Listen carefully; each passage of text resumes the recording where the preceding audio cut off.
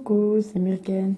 Alors je vous retrouve pour la revue de l'oracle des êtres d'ombre et de lumière de Lucy Cavendish, illustrée par Jasmine Beckett-Griffith.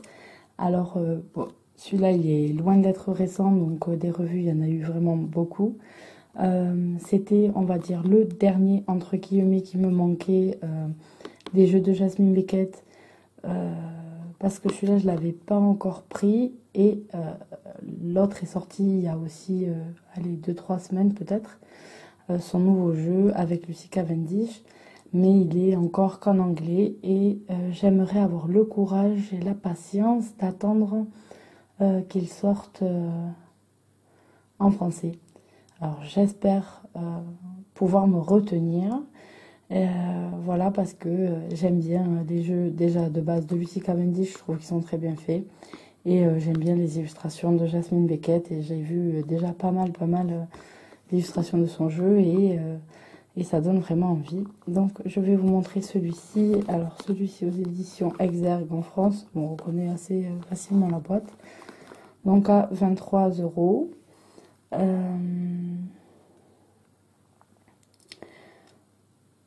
Qu'est-ce qu'on nous dit? Voilà, les cartes servent à donner des conseils clairs et pour prendre de meilleures décisions.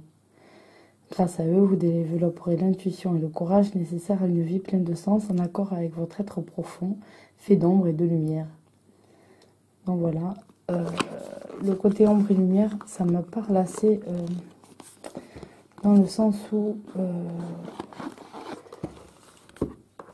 je suis assez en accord avec certaines pensées asiatiques où en fait on n'est pas dans un monde dichotomique où on peut aller que du côté du bien ou du côté du mal, c'est pas possible.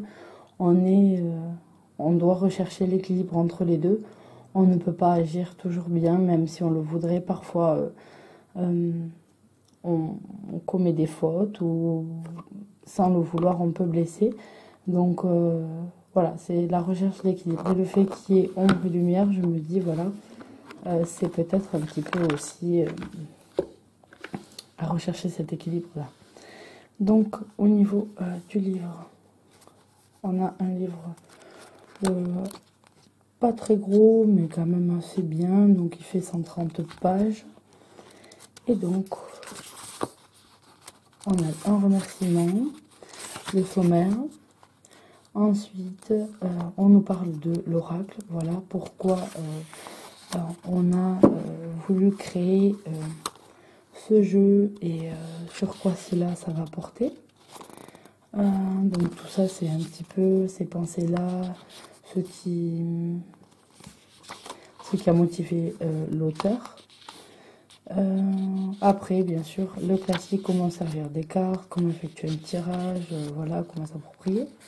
Donc on a le tirage en 3 cartes, passé, présent, futur. On a la croix celtique et tirage caché et révélé en 4 cartes pour voir en fait quels sont les enjeux réels d'une situation ou les intentions véritables de quelqu'un. Donc celui-là il a pas l'air mal, je vais le tester sûrement. Alors voilà, comme toujours, hein, s'il y en a qui veulent tester un tirage, il n'y a pas de souci, on m'en a déjà demandé. Après, voilà, moi je demande juste votre prénom et votre date de naissance, en privé bien sûr. Parce que j'en ai besoin pour mieux entrer, comment dire, en contact avec vous, mieux vous comprendre et mieux vous connaître, puisque je fais des tirages avant pour arriver à avoir un sentiment de vous connaître un petit peu avant de tirer les cartes. Alors, ensuite, vous avez la carte qui vous est présentée, le message qu'il y a en dessous. Alors, on a une description de la carte, ce qu'elle veut nous dire et le message divinatoire qu'elle fait passer. Donc, c'est un jeu qui ne se tire qu'à l'endroit. Donc, moi, de toute façon, je n'utilise les cartes toujours qu'à l'endroit. Donc, on va avoir ça pour les 44 cartes du jeu. Et ensuite, non, 45, on a un petit mot sur l'auteur et sur Jasmine Beckett-Griffith. Voilà. Donc voilà pour ce qui est du livre. Et regardons les cartes. Ça, c'est ce qui sert à accrocher les cartes. Hop là. Donc, on a une tranche qui est argentée. Voilà. On a l'habitude d'avoir des tranches plutôt dorées. Et j'aime bien les tranches argentées. Plus même peut-être que dorées. Peut-être parce que c'est plus la couleur qu'on accorde à la lune. Et j'ai plus tendance à avoir de l'argenté ou de l'argent sur moi. Ou de l'or blanc plutôt que de couleur dorée. Donc voilà pour le dos, où on a cet ange un peu noir et triste, avec un fond de lumière derrière. Donc un peu, on a les deux en fait du thème qui se rejoignent. Voilà. Après le dos, je le trouve le dessin bien fait, mais ce dos triste un petit peu, voilà, c'est un petit peu dommage peut-être d'avoir mis une carte comme ça. Alors pour les cartes, vous voyez un petit peu, elles sont plus épaisses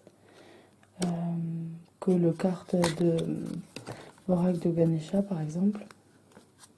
C'est pas le même éditeur. Et donc vous allez avoir les cartes avec cette bordure là qu'on a aussi sur le dos, qui est de couleur un petit peu jaune doré, sans être doré, attention, hein, c'est juste l'idée que ça donne. Et vous allez avoir un cadre sur ces cartes avec le numéro, le nom de la carte et le petit message qu'elle fait passer. Donc voilà. Bien sûr, on a beaucoup, si ce n'est presque tout le temps, que des personnages féminins. La fée absente.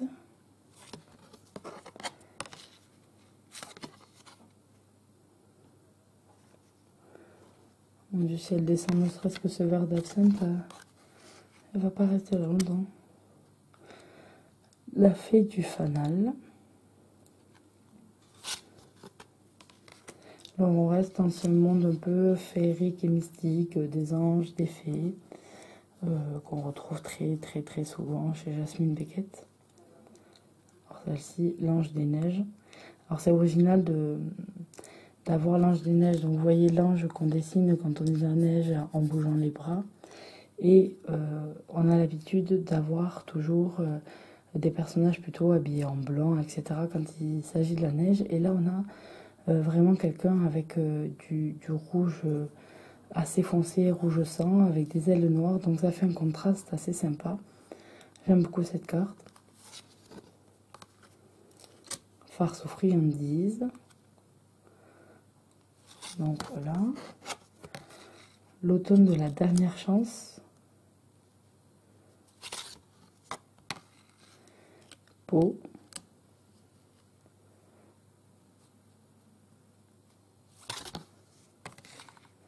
La fée grincheuse. Oh oui, on voit bien qu'elle boude. Les trois sœurs sorcières.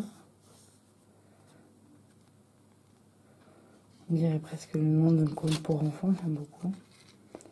La sirène de l'éclipse. La fée des fleurs séchées. La voyante ailée. Kali.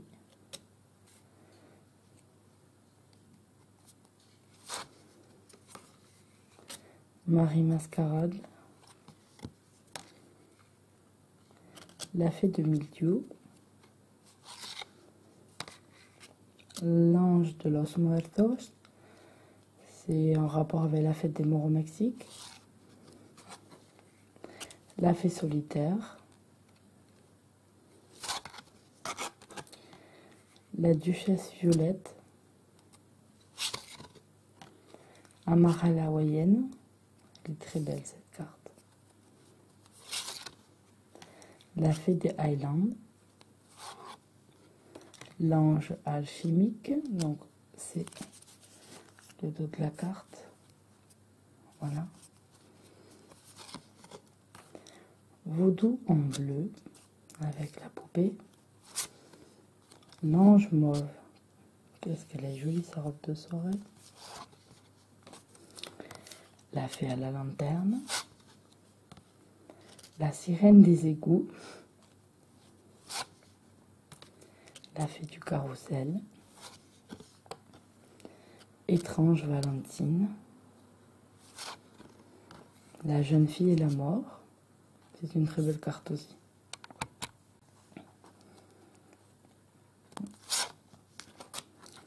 La tombe découverte. Donc après, vous avez des messages comme ça. Donc ça va... Elles sont assez faciles à interpréter quand on a ce message-là, parfois même sans le livre, que plutôt que le nom.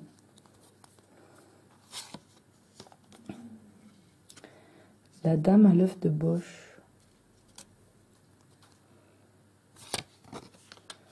La sirène de la tourmente. La robe alchimique, donc ça c'est le devant de la boîte.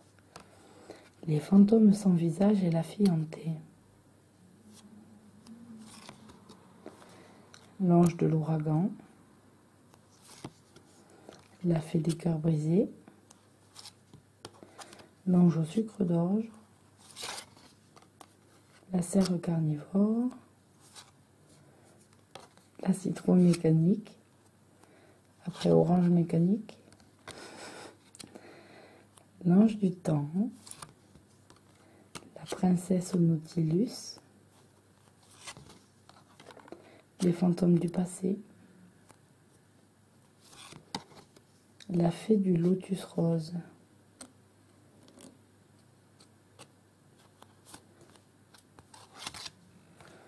La fée du monde naturel.